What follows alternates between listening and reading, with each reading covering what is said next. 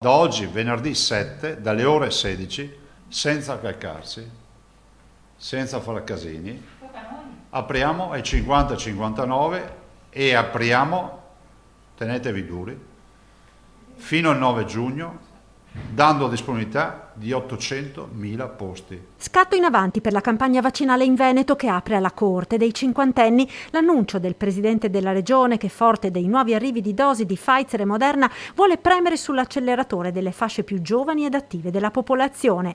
Non esclude che anche qui anticiperemo i 40-49.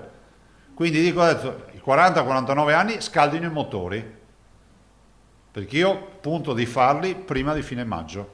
Il posto c'è per tutti. Abbiate la pazienza, la comprensione di capire che stiamo affrontando un software e un cervellone che si troverà un'onda d'urto di 800.000 persone che nelle prossime ore cercheranno di cliccare per entrare.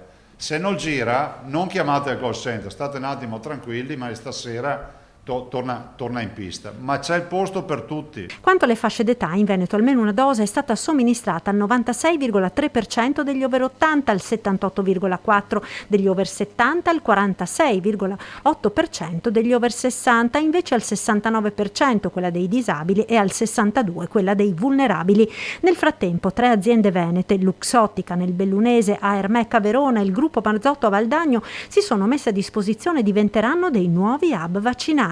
Queste aziende si sono messe a disposizione per i target che gli diamo noi, quindi andranno dei cittadini normali a vaccinarsi, se poi hanno anche dei dipendenti di quell'età ci vanno, quindi stiamo facendo una rete che ci permetterà ancora di correre di più. Il Veneto intanto resta giallo e, annuncia Zaia, c'è un gruppo di lavoro con regioni e ministero per rivedere i parametri dei colori. È quello di avere dei nuovi parametri che abbiano queste caratteristiche secondo noi, introducano un principio di automatismo come lo hanno fatto le aree, sia ancora R con T, ma soprattutto R con T sintomi ed R con T ospedaliero, cioè dare più luce e spazio a quello che è poi l'impatto ospedaliero e sanitario. Intanto si attende la visita del generale Figliuolo per giovedì prossimo.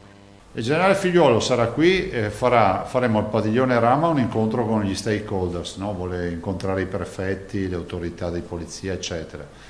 Poi andremo a seguire a Padiglione Acque.